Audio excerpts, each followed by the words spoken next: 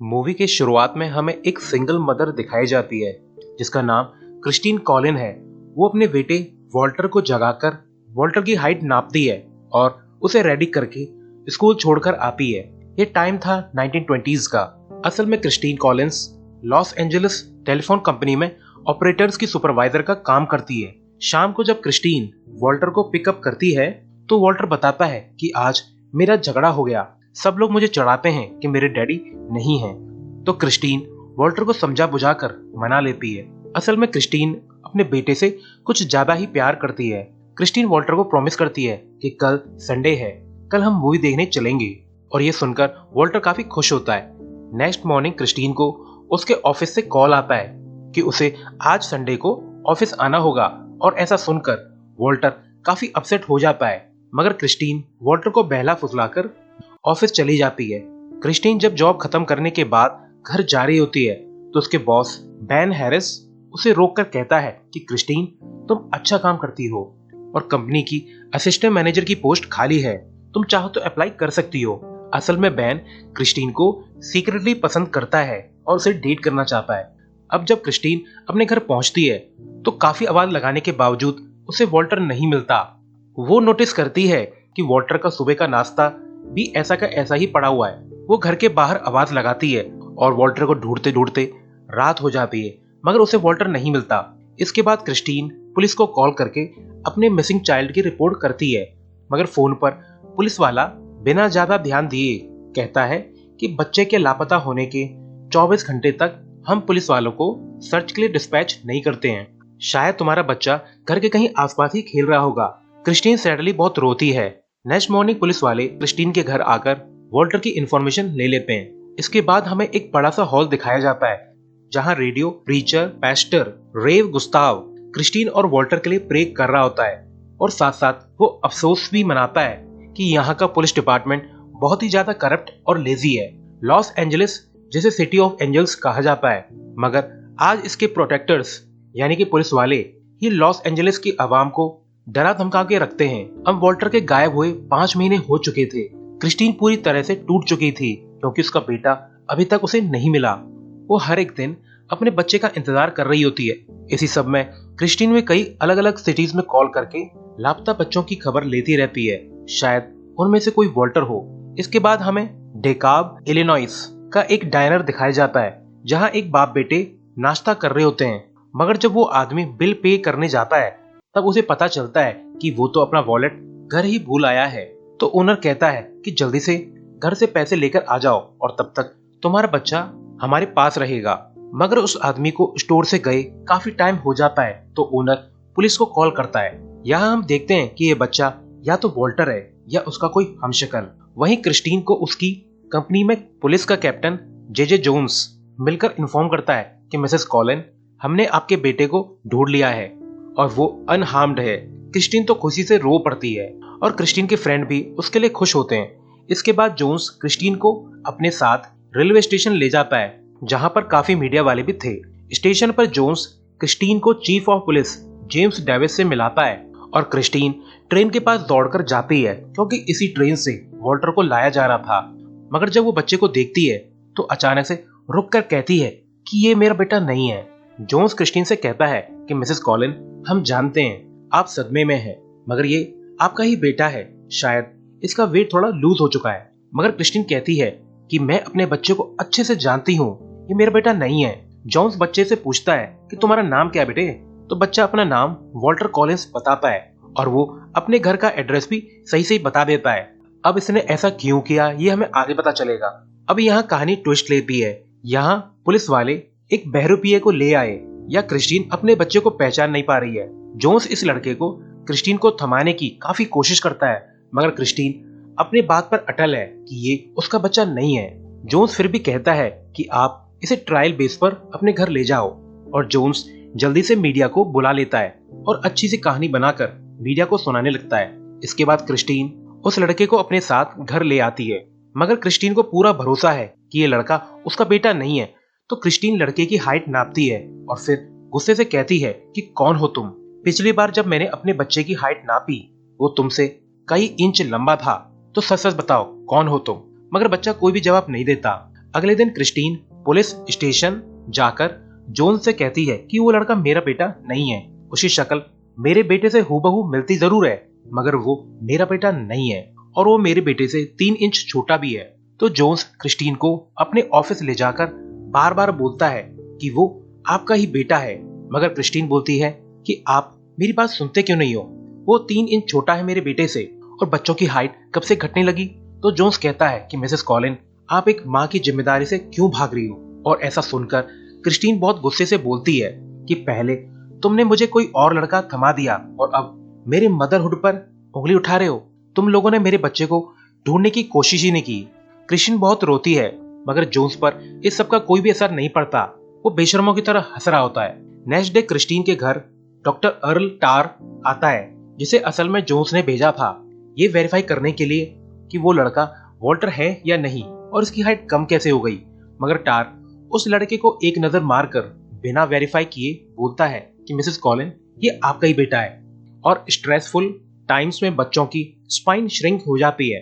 अब गाइस, हमें यहाँ पे ये देखने को मिलता है कि पुलिस वालों ने वॉल्टर को कभी ढूंढने का ट्राई ही नहीं किया और बाई चांस उन्हें ये बच्चा मिल गया तो ये लोग इस बच्चे को क्रिस्टीन पर थोप रहे हैं और डॉक्टर टार भी जोन्स की ही भाषा बोल रहा है। अगले दिन क्रिस्टीन को रेडियो प्रीचर गुस्ताव का कॉल आता है और वो बोलता है कि मिसेस कॉलिन, मैं सेंट पॉल चर्च का पेस्टर हूँ, आप आज का न्यूज़पेपर पढ़िए फिर चर्च आ जाइएगा। क्रिस्टीन गुस्ताव के पास पहुंच जाती है और न्यूज़पेपर पढ़ती है, जिसमें उसके और वॉल्टर के बारे में लिखा था कि पुलिस वालों ने कैसे कड़ी मेहनत के बाद वॉल्टर को ढूंढा और बच्चे की जांच डॉक्टर अर्ल टार ने भी की है। मगर बच्चे की माँ बच्चे को अपनाने के लिए राजी नहीं है। शायद वो अपनी जिम्मेदारी से बचकर भाग रही है। क्रिस्टीन पूछती है कि पुलिस वालों ने ऐसा क्यों किया, तो पेस्टर गुस्ताव बताता है कि अपनी रिस्पॉन्सिबिलिटी से बचने के लिए, और शायद वो एडमिट ही नहीं करना चाहते कि उन लोगों ने गलत बच्चे को लाकर तुम्हें दे दिया है और अब सभी लोगों को ये लगेगा कि आप एक गैर जिम्मेदार माँ हैं और पुलिस वाले बहुत अच्छे हैं। पुलिस वाले तो अपनी पावर और अथॉरिटी का मिसयूज कर रहे हैं। आप जानती हैं कि ये पुलिस डिपार्टमेंट वायलेंस, करप्शन, मारपीट और मर्डर से भरा पड़ा है। 2 साल पहले लॉस एंजलिस का पुलिस चीफ डेविस बना और डेविस ने अपने डिपार्टमेंट के सबसे वायलेंट और बेरहम लोगों को मशीन गन थमा दी और उन्हें फुल पावर और अथॉरिटी दे दी, जिससे उसका गन स्क्वाड किसी भी क्रिमिनल को बिना ट्रायल के ही मार सकता है। अब इसका किसको पता कि मरने वाला आदमी क्रिमिनल है या इनोसेंट। अब लॉस एंजलिस में लाशें ही लाशें बिछा दी उन लोगों ने। असल में चीफ डेविस ने क्राइम नहीं बल्कि अपने कंपिटिटर्स को मारा था और अब सारा क्राइम चीफ डेविस के अंडर होता है। ऐसा कोई क्राइम नहीं जिसमें पुलिस शामिल न हो। और आप मिसेस कॉलिंस पुलिस डिपार्टमेंट जाकर कह रही हैं कि पुलिस वाले अपना काम ढंग से नहीं कर रहे हैं और वो लोग धोखाधड़ी कर रहे हैं। आपने चीफ डेविस और उसके डिपार्टमेंट को शर्मिंदा किया तो वो आपकी इज्जत खराब करने के लिए अपनी फुल पावर लगा देंगे, आपको एक घटिया, गिरी हुई और एक गैर जिम्मेदार औरत साबित कर देंगे। उन लोगों के पास पावर है और वो जैसे चाहें, जब चाहें और जो चाहें कर सकते हैं। वैसे मैं सरप्राइज्ड हूँ कि आप अभी तक जिंदा कैसे हैं। इसके बाद क्रिस्टीन एक डेंटिस्ट से मिलती है तो डेंटिस्ट बोलता है कि मिसेस कॉलिन, मैं आपके बेटे का दांत काफी टाइम से चेक करता आ रहा हूँ और इस लड़के का दांत और आपके बेटे के दांत के बीच काफी डिफरेंस है और ऐसा बिना ऑपरेशन की चेंज नहीं हो सकता और इस लड़के का कोई ऑपरेशन तो नहीं हुआ है। तो क्रिस्टीन डेंटिस्ट से ये सब रिटर्न में ले लेती है। वहीं जब क्रिस्टीन लड़के को स्कूल ले जाती है तो वो अपनी टीचर का नाम भी नहीं पता। फिर जब टीचर लड़के से अपनी सीट पर जाकर बैठने के लिए कहती है मगर लड़का गलत सीट पर जाकर बैठ जाता है तो टीचर कहती है कि मिसेस कॉलिन, ये आपका बेटा हो ही नहीं सकता और जरूरत पड़े तो मैं कोर्ट में इस बात की गवाही भी दे सकती हूँ। इसके बाद क्रिस्टीन मीडिया के सामने बोलती है कि 5 महीने पहले मेरा 9 साल का बेटा वॉल्टर लापता हो गया। अब 5 महीने बाद पुलिस वालों ने एक लड़का मुझे थमा दिया और इसकी मीडिया में भी खबर छपवा दी, पर मैं जानती हूँ कि ये मेरा बेटा नहीं है। पुलिस डिपार्टमेंट से गलती हुई है या उन्होंने अपनी जिम्मेदारी नहीं निभाई है। मेरे पास मेरे बेटे के डेंटिस्ट और उसकी टीचर से मिला हुआ रिटर्न लेटर भी है जो कंफर्म करता है कि ये लड़का मेरा बेटा नहीं है और पुलिस वाले अपनी गलती मानने को तैयार ही नहीं है, इसलिए मुझे आपको बुलाना पड़ा। और यही न्यूज यहाँ मौजूद एक पुलिस वाला जोन्स को दे देता है। तो जोन्स मोराली नाम के ऑफिसर से कहता है कि मिसेस कॉलिन को यहाँ ले आओ और उसे बैक डोर से लेके आना और फिर क्रिस्टीन को पुलिस स्टेशन ले जाया जाता है। जोन्स क्रिस्टीन पर काफी भड़कता है और बोलता है कि तुम बस माँ की जिम्मेदारी से भागना चाहती हो। शायद 5 महीने में बिना बेटे के रहने की आदत पड़ गई है और हो सकता है कि आपने किसी को डेट करना भी स्टार्ट कर दिया हो और अब आपको वो बच्चा बोझ लग रहा है ना? क्रिस्टीन ये सब सुनकर काफी गुस्सा करने लगती है। जोन्स बोलता है कि मैं आखिरी बार पूछ रहा हूँ कि मिसेस कॉलिन, क्या आप अभी भी दावा कर रही हैं कि वो लड़का आपका नहीं है? तो क्रिस्टीन हाँ बोल देती है।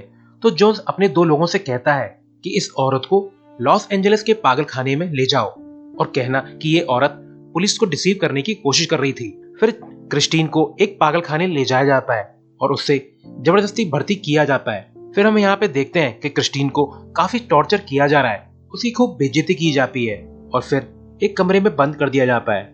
नेक्स्ट डे ब्रेकफास्ट के दौरान एक लेडी क्रिस्टीन को पूछती है कि तुमने क्या किया जो तुम्हें यहाँ भेजा गया? यहाँ पर सभी लोग वो हैं जिन्होंने किसी न किसी तरह से पुलिस के काम पे उंगली उठाई थी और इन लोगों को पुलिस बिना किसी सॉलिड रीजन के मार तो नहीं सकती थी, तो इन्हें जबरदस्ती पागल खाने भर्ती करवा दिया गया और फिर मेंटल टॉर्चर, इमोशनल टॉर्चर और फिजिकल टॉर्चर कर करके हॉस्पिटल वालों ने इन्हें पागल कर दिया। अब तुम ही बताओ, एक पागल औरत कौन विश्वास करेगा? तुम्हारी और हमारी अब कोई भी नहीं सुनने वाला। Welcome to the hell. इसके बाद लेस्टर नाम का एक पुलिस वाला स्टैनफोर्ड क्लार्क नाम के लड़के को पकड़कर पुलिस स्टेशन ले आता है और क्लार्क को वापस कनाडा भेजा जाना है क्योंकि वो इलीगली अमेरिका में आया हुआ है। वहीं पागल खाने में एक डॉक्टर क्रिस्टीन की रिपोर्ट पढ़कर कहता है कि पुलिस वाले तुम्हें हर्ट नहीं करना चाहते, वो तो तुम्हें प्रोटेक्ट करना चाहते हैं। तो क्रिस्टीन कहती है कि हाँ, वो तो मैं देख ही रही हूँ, और वो रोने लगती है क्योंकि डॉक्टर भी क्रिस्टीन को पागल साबित करके रिपोर्ट बनाने लगता है। वहीं स्टैनफोर्ड क्लार्क एक पुलिस वाले को बताता है कि मैं अमेरिका इलीगली खुद नहीं आया, मुझे मेरा कजन गॉर्डन यहाँ लाया था। आपको शायद नहीं पता है कि उसने मुझे फोर्स करके कई बच्चों को मरवाया। तो पुलिस वाला इसकी बात पर भरोसा ही नहीं कर पाता, वो काफी ज्यादा शॉक्ड है। तो क्लार्क स्टार्टिंग से कहानी बताता है कि मेरा कजन मुझे अपने साथ ले जाता था बच्चों को किडनैप कराने। हम लोग कभी भी सेम टाउन से दोबारा किसी बच्चे को नहीं उठाते थे और झूठ बोलकर बच्चों को ट्रक में बिठा लेते थे और फिर उन्हें एक बाड़े में बंद कर दिया जाता था और फिर गॉर्डन बच्चों को कुल्हाड़ी से मार मार कर काटने लगता था और इसमें गॉर्डन को बहुत मजा आता था और उसने मुझे भी फोर्स करके कई बच्चों को मरवा दिया। पुलिस वाला मिसिंग चिल्ड्रंस की फोटो दिखाता है तो क्लार्क काफी बच्चों को पहचान लेता है जिनमें वॉल्टर कॉलिंस भी शामिल था, यानी असली वॉल्टर भी शायद मर चुका है। तो ये पुलिस वाला जोन्स को इन्फॉर्म करता है तो जोन्स कहता है कि वो लड़का झूठ बोल रहा है और अगर वो फिर भी चुप न हुआ तो उसे ठिकाने लगा दो। वहीं दूसरी तरफ हम देखते हैं कि पागल खाने में क्रिस्टीन को ड्रग्स का डोज दिया जाना था तो क्रिस्टीन काफी प्रोटेस्ट करती है। तो डॉक्टर कहता है कि अगर तुम इस पेपर पर साइन कर दो तो तुम बच सकती हो। असल में पेपर पर यह स्टेटमेंट था कि क्रिस्टीन से गलती हो गई अपना बेटा पहचानने में और उसने जो आरोप पुलिस वालों पे लगाया है वो झूठा था, पर क्रिस्टीन साइन करने से मना कर देती है तो क्रिस्टीन को जबरदस्ती बेहोशी की दवा दे दी जाती है। इसके बाद लेस्टर जोन्स के ऑर्डर डिसओबे करके अपने 2 साथियों के साथ क्लार्क की बताई हुई जगह पे आ जाता है और क्लार्क से उस जगह को खोदने के लिए कहता है जहां क्लार्क और उसका कजन डेड बॉडीज को दफनाते थे। तो यहाँ पर बच्चों की हड्डियां मिल जाती हैं। इसके बाद पेस्टर गुस्ताव इन्वेस्टिगेट करते करते पागल खाने तक पहुंच जाता है और डॉक्टर से आज का न्यूज़पेपर पढ़ने के लिए कहता है और न्यूज़पेपर में बच्चों के मर्डर से रिलेटेड न्यूज छपी हुई थी। तो डॉक्टर क्रिस्टीन को आजाद कर देता है और जब क्रिस्टीन घर जा रही होती है तो वो देखती है कि एक लड़का न्यूज हेडलाइंस पढ़ रहा होता है कि रियल वॉल्टर कॉलिंस मर चुका है और ऐसा सुनकर मिसेस कॉलिन लगभग टूट जाती है। इसके बाद हमें चीफ डेविस दिखाया जाता है जो जोन्स पर काफी भड़क रहा होता है कि तुमने वॉल्टर कॉलिंस का केस सही से रफा दफा क्यों नहीं किया। इसके बाद फेक वॉल्टर से पूछताछ करते हैं कि तुमने वॉल्टर होने का नाटक क्यों किया, इसके लिए तुम्हें जेल भी हो सकती है। तो ये लड़का प्राउडली कहता है कि आप ऐसा नहीं कर सकते क्योंकि मैं एक माइनर हूँ। तो लेस्टर कहता है कि हम बिल्कुल कर सकते हैं। तो ये सुनकर फेक वॉल्टर की हवा टाइट हो जाती है और वो घबराकर सबको सच बता देता है कि मेरा रियल नेम आर्थर है और मेरा किडनैप हुआ था और जब मैं पुलिस वालों को मिला तो पुलिस वालों ने वॉल्टर के रूप में एक्ट करने को कहा। वहीं क्रिस्टीन डिसाइड करती है कि वो लॉस एंजलिस पुलिस डिपार्टमेंट पर केस फाइल करूंगी मुझ जैसी काफी औरतों को इलीगली मेंटल हॉस्पिटल भेजकर टॉर्चर करने के लिए और मेरे बच्चे के लिए भी। वहीं क्लार्क का कजन गॉर्डन को दिखाया जाता है, उसे भनक लग चुकी थी कि क्लार्क को पुलिस ने पकड़ लिया है और वो मेरा भांडा जरूर फोड़ देगा। तो गॉर्डन रिवर साइड से भागकर अपनी बहन के घर आ जाता है, मगर पुलिस गॉर्डन को ट्रैक करती करती यहाँ तक आ जाती है और गॉर्डन को पकड़ लिया जाता है। नेक्स्ट डे गुस्ताव हान नाम के लॉयर से मिलवाता है और कहता है कि पुलिस तुम्हें कोर्ट में बयान नहीं देने देगी। तो हान कहता है कि मैं एक लॉयर हूँ और मैं तुम्हारा केस जरूर लड़ूंगा, पैसे के लिए नहीं बल्कि सम्मान के लिए। इसके बाद लॉयर हान मेंटल हॉस्पिटल जाकर हेड नर्स से कहता है कि मेरे पास कोर्ट के ऑर्डर्स हैं उन्हें रिलीज करने के लिए, जिन्हें पुलिस ने इलीगली यहाँ पागल खाने में भर्ती करवा रखा है। और फिर सभी लेडीज आजाद हो जाती हैं और ये लेडीज खुली हवा में आजादी की सांस लेती हैं और क्रिस्टीन ये सब देखकर काफी खुश होती है। इसके बाद जब गुस्ताव क्रिस्टीन को कोर्ट ले जा रहा होता है तो ये लोग देखते हैं कि लोग लॉस एंजलिस पुलिस डिपार्टमेंट के खिलाफ प्रदर्शन कर रहे हैं और क्रिस्टीन का सपोर्ट कर रहे हैं। कोर्ट की हियरिंग चालू हो जाती है जहां उसे लीना क्ले नाम की लेडी मिलती है और क्ले का बेटा डेविड भी उन बच्चों में शामिल था जिन्हें गॉर्डन ने किडनैप किया था। इसके बाद लॉयर हान कोर्ट में जोन्स का क्राइम प्रूव कर देता है कि उसने वॉल्टर कॉलिंस को ढूंढने की कोशिश ही नहीं की और इलीगली बिना वारंट मिसेस कॉलिन को पागल खाने भर्ती कर दिया। इस समय वॉल्टर का डेंटिस्ट और उसकी टीचर भी गवाही देते हैं कि मिसेस कॉलिन को फेक वॉल्टर जबरदस्ती सौंप दिया गया था। वहीं दूसरी कोर्ट हियरिंग में एविडेंस के साथ गॉर्डन के क्राइम्स भी साबित हो जाते हैं तो जज अपना फैसला सुनाता है कि कैप्टन जोन्स को परमानेंटली सस्पेंड किया जाता है। वहीं चीफ ऑफ पुलिस डेविस को भी उनकी पोस्ट से हटाया जाता है और इसके बाद गॉर्डन को भी सजा सुनाई जाती है कि वो 2 साल तक जेल में रहेगा और फिर उसे फांसी दी जाएगी। गॉर्डन जाते जाते क्रिस्टीन से कहता है कि मैंने तुम्हारे बेटे को नहीं मारा। वहीं फेक वॉल्टर जिसका रियल नेम आर्थर है उसे उसकी मदर तक पहुंचा दिया जाता है। फिर हमें 2 साल बाद का सीन दिखाया जाता है जहां क्रिस्टीन अभी भी मिसिंग चिल्ड्रन डिपार्टमेंट कॉल करके अपने बेटे के बारे में पूछती है, यानी उसे अभी भी लगता है कि वॉल्टर जिंदा है और वैसे भी वॉल्टर को मरा हुआ मान लिया गया था, मगर ऐसा अभी तक प्रूव नहीं हुआ था। क्रिस्टीन से लॉयर हान मिलने आता है और कहता है कि गॉर्डन आपसे मिलना चाहता है। इसके बाद प्रिजन में क्रिस्टीन गॉर्डन से मिलकर पूछती है कि क्या तुमने मेरे बेटे को मारा, मगर गॉर्डन कोई भी जवाब नहीं देता और इसके बाद गॉर्डन को फांसी दे दी जाती है और वो निपट जाता है। फिर हमें 5 साल बाद का सीन दिखाया जाता है जहां अब क्रिस्टीन असिस्टेंट मैनेजर बन चुकी है। तभी क्रिस्टीन को मिसेस क्ले का कॉल आता है जो क्रिस्टीन को 5 साल पहले कोर्ट ट्रायल के दौरान मिली थी, जिसका बेटा डेविड भी मरा हुआ मान लिया गया था। क्ले कहती है कि पुलिस को एक बच्चा मिला है तो क्रिस्टीन पुलिस स्टेशन जाती है और क्ले से मिलती है। क्ले बताती है कि पुलिस को मेरा बेटा डेविड मिल गया है। डेविड फिर लेस्टर को बताता है कि मुझे भी गॉर्डन ने ही किडनैप किया था, मगर मेरे साथ 3 बच्चे गॉर्डन के बाड़े से भाग निकले और भागने वाले बच्चों में वॉल्टर कॉलिन भी था। मगर तभी गॉर्डन हम लोगों पर गोली चलाने लगा तो हम लोग अलग अलग डायरेक्शन में भाग गए और वॉल्टर का नाम मुझे इसलिए पता है क्योंकि उसने ही मुझे भागने में मदद की थी। अगर वो ना होता तो हम लोग भी मारे जाते। लेस्टर क्रिस्टीन को तसल्ली देता है कि तुम्हारा लड़का काफी बहादुर है, उसने डेविड की जान बचाई। तो क्रिस्टीन स्माइल करती है और कहती है कि डेविड भागकर जिंदा बच सकता है तो मेरा बेटा वॉल्टर भी तो भागा था, वो भी कहीं जिंदा होगा और मुझे पूरा भरोसा है कि वो जिंदा है। और क्रिस्टीन नई उम्मीद के साथ अपने घर लौट आती है और इसी सीन के साथ ये शानदार मूवी एंड हो जाती है। तो गाइस कैसी लगी स्टोरी कमेंट में जरूर बताइएगा। Thanks for watching.